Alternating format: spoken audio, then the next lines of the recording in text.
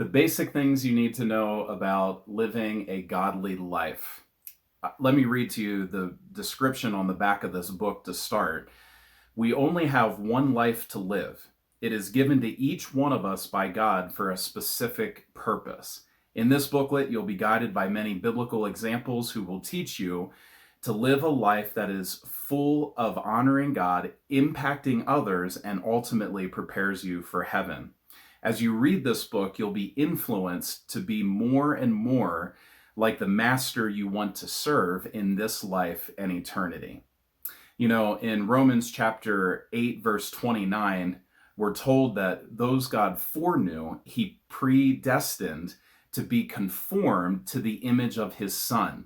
Now, there's a lot of big theological words in that verse, but the point of that passage is critical because it reveals to us that God's purpose for our lives is to become like Jesus.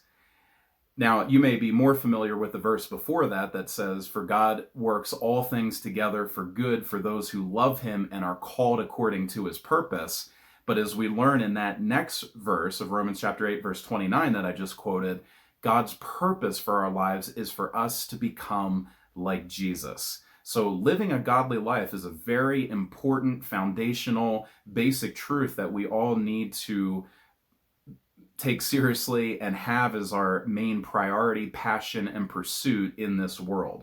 As the author of this booklet notes, we're all given just one life, and it is so easy to get distracted by so many other things in this world. And many people do put things like material possessions or success in life ahead of the pursuit of a godly life. And by a godly life, what we mean by that is being like the God we claim we follow, serve, and love.